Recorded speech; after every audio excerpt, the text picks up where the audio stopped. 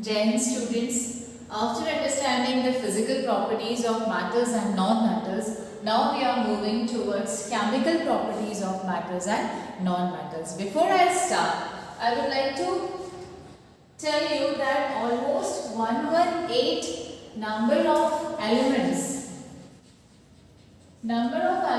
to discover today. आज की date तक 118 elements known है. Out of 118 elements 90 are metals.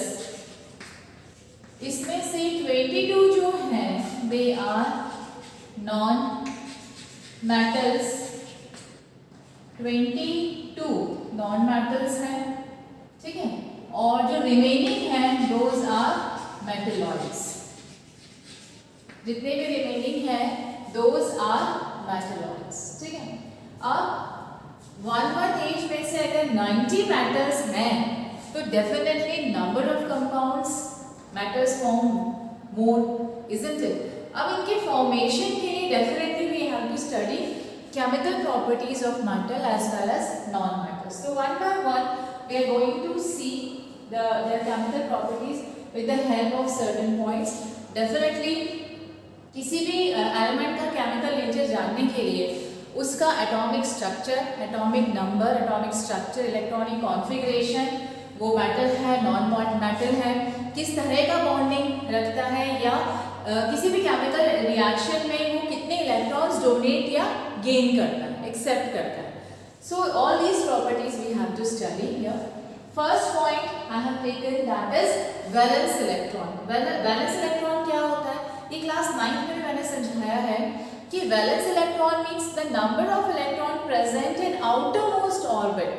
Outermost shell में या आउटरमोस्ट ऑर्बिट में जो भी जितने भी इलेक्ट्रॉन प्रेजेंट होते हैं उनको हम क्या कहते हैं? Valence electron. Will take in example in case of metals. Metal के केस में हम एग्जांपल ले लेते हैं. मेटल जैसे हो गया सोडियम, मैग्नीशियम, एल्यूमिनियम. ओके, अब इनके हम इलेक्ट्रॉनिक कॉन्फ़िगरेशंस देखें. 2 8 1 2 8 2 2 8 एंड 3. अब इनके आउटर मोस्ट शेल में कितने वैलेंस इलेक्ट्रॉन हैं? Sodium 1, magnesium 2, aluminium 3. तो definitely these electrons will take part in any kind of chemical bonding. दो तरह की बॉन्डिंग बनती है जो हम पढ़ने यहाँ 10th में बहुत ज़्यादा डिटेल में नहीं है, लेकिन अगर आप हायर क्लासेस में साइंस ऑप्ट करते हैं तो डेफिनेटली केमिस्ट्री में बॉन्डिंग जो है, इलेक्ट्रोवैलेंट बॉन्ड या कोवैलेंट बॉन्ड, एक बहुत मेजर टॉपिक के रूप में पढ़ाया जाता है. अभी यहाँ पे थोड़ा सा इंट्रोडक्शन टाइप है, इसे समझ लीजिए. तो दीज इलेक्ट्रॉन और valence electron will take part in any kind of chemical reaction in the form and resultant is the formation of any compound. अब आयनिक बॉन्ड बना है डोनेशन या एक्सेप्टेंस से, गेन करना या डोनेट करने से अगर कोई बॉन्ड बना है तो ऐसे बॉन्ड आयनिक बॉन्ड बनाते हैं, कहलाते हैं, और the compounds are known as ionic compounds. लेकिन अगर शेयरिंग होता है, किसी इलेक्ट्रॉन का शेयरिंग होता है, तो शेयरिंग की वजह से जो एलिमेंट्स, जो कंपाउंड बनते हैं वो कोवेलेंट कंपाउंड होते हैं और उन बॉन्ड को बोला जाता है कोवेलेंट बॉन्ड. ओके, तो अब यहाँ पे मेटल्स में हमने इलेक्ट्रॉनिक कॉन्फ़िगरेशन देख लिया. अब नॉन मेटल्स का देख लेते हैं. नॉन मेटल्स में will take example of phosphorus, sulphur and chlorine. Phosphorus is 285, sulfur 286, chlorine 287. अब outermost shell की अगर हम बात करें तो phosphorus contain 5 electrons in outermost shell, sulfur 6 and chlorine 7 electron in outermost shell. अब थोड़ा सा comparative study देख कर लेते हैं. कैसे कि यहाँ पे अगर हम बात करें, अच्छा एक बिफोर आई स्टार्ट एक चीज़ मैं बताना चाहूँगी कि हर एक एलिमेंट, कोई भी एलिमेंट किसी भी केमिकल दूसरे एलिमेंट के साथ रिएक्शन क्यों करता है, उसके पीछे उसकी टेंडेंसी होती है टू कंप्लीट इट्स ऑक्लेट. वो अपना ऑक्लेट मीन्स आउटर मोस्ट शेल में कितने इलेक्ट्रॉन्स? 8 इलेक्ट्रॉन्स, या तो 2, अगर यहाँ पे 3 है, अगर सपोज लिथियम है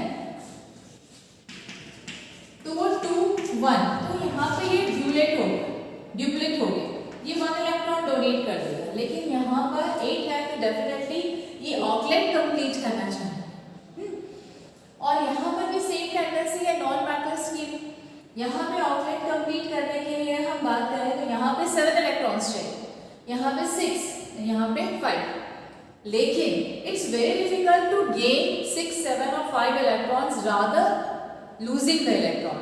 तो कोई भी मेटल जो है वो किसी भी केमिकल रिएक्शन में जब पार्टिसिपेट करता है then it will lose electrons, ठीक है, ये इलेक्ट्रॉन लूज करेगा।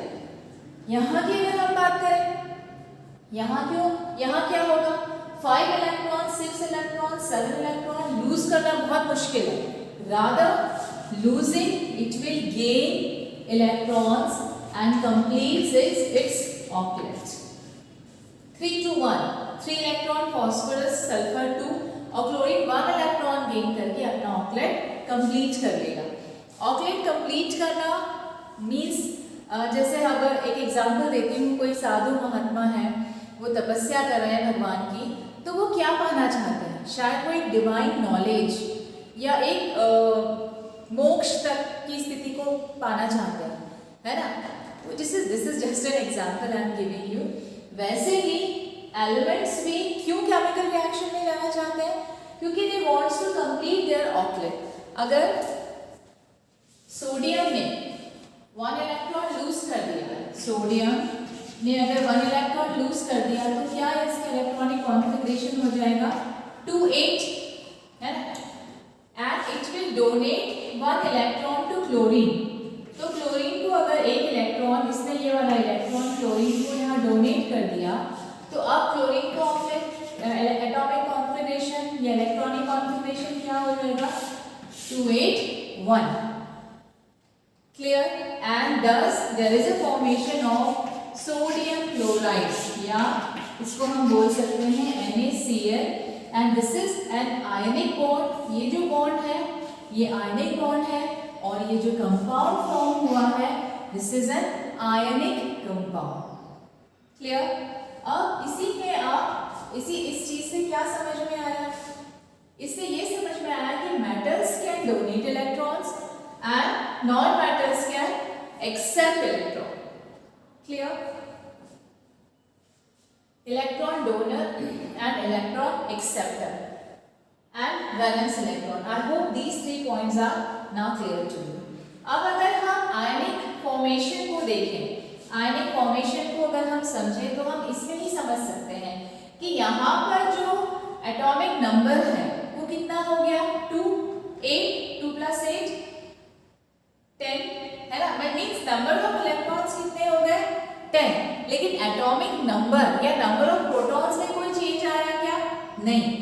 नंबर ऑफ प्रोटॉन्स वही है 11 जो कि न्यूक्लियस के अंदर है, लेकिन नंबर ऑफ इलेक्ट्रॉन्स कितने रह गए इसके पास 10। तो one charge what kind of charge, positive charge is extra in sodium, तो हम इसको बोलेंगे Na+ आयन, या इसे बोला जाता है कैट आयन, कैटायन। प्लस इसलिए हाईलाइट किया है क्योंकि पॉजिटिवली चार्ज आयन को कैटायन बोलते हैं, ठीक है।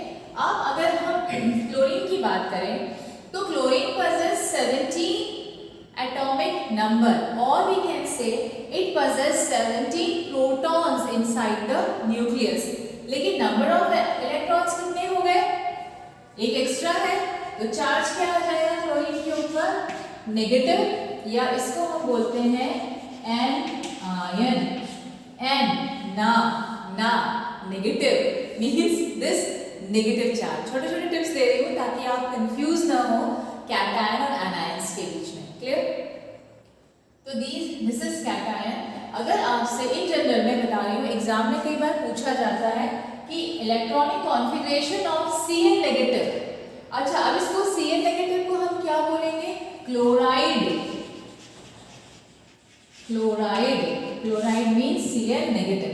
अब ये एक आयन हो गया, तो इस आयन का इलेक्ट्रॉनिक कॉन्फ़िगरेशन कई बार पूछा जाता है, तो वो हमें पता होना चाहिए। क्या है इलेक्ट्रॉनिक कॉन्फ़िगरेशन इसका 288 मीन्स 1 इलेक्ट्रॉन एक्स्ट्रा, और यहाँ पे N पॉजिटिव का इलेक्ट्रॉनिक कॉन्फ़िगरेशन क्या हो गया 28 because it donated 1 electron and formation of ionic bond या आयनिक कंपाउंड फॉर्मेशन में इसने एक इलेक्ट्रॉन डोनेट कर दिया।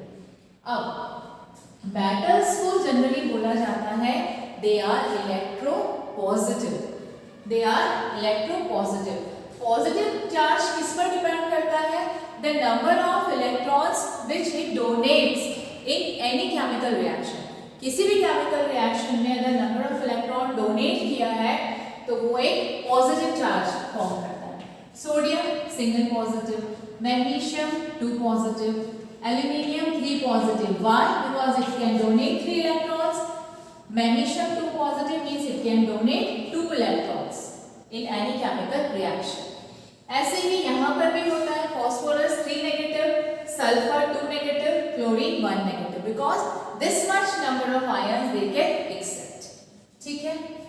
I hope this has been clear to you. Valence electron, electron donor, electron acceptor, ion type, electropositive and electronegative. Now in coming part of the video we are going to study it's their oxide type. Now we'll see our topic oxide type.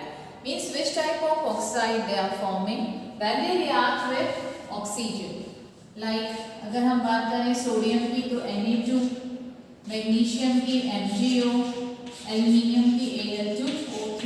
I am talking about metals. तो जितने भी metals होते हैं उनके oxide कैसे nature के होते हैं? बेसिक या एल्कली नेचर के होते हैं, है ना, बेसिक नेचर के होते हैं. अब इनका नेचर कैसे पता चलेगा कि they are basic in nature?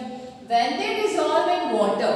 जब ये वाटर के साथ डिसॉल्व होंगे या वाटर के साथ जब इनकी रिएक्शन होगी, then that time they form bases, certain bases. Aluminium definitely एक एक्सेप्शन है, ये एम्फोटेरिक में आता है.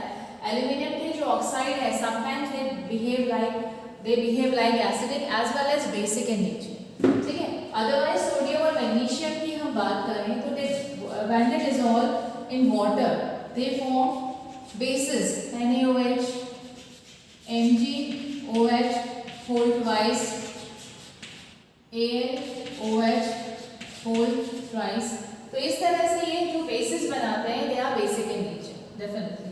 तो इसलिए उनको बोला जाता है कि जितने भी मेटल्स हैं जो इनके ऑक्साइड्स होते हैं they are basic in nature. एक और कॉमन ऑक्साइड है CaO. When it reacts with water that is calcium hydroxide. ये आपने चैप्टर नंबर 1 में पढ़ा होगा इसकी प्रॉपर्टीज, है ना. अब आगे जाते हैं हम नॉन मेटल्स के तरफ. नॉन मेटल्स के ऑक्साइड जैसे CO2, SO2, NO2. NO2 के नाइट्रोजन के बहुत सारे ऑक्साइड्स होते हैं. N2O भी होता है, NO, N2O5 भी होता है, NO3 भी होता है. तो बहुत सारे ऑक्साइड्स हैं. जनरल एक एग्जांपल दिया है. I have taken the general example of CO2, carbon dioxide, sulphur dioxide and nitrogen oxide. When these oxides are acidic in nature. ये ऑक्साइड्स जो हैं ये कैसे होते हैं? They are acidic in nature.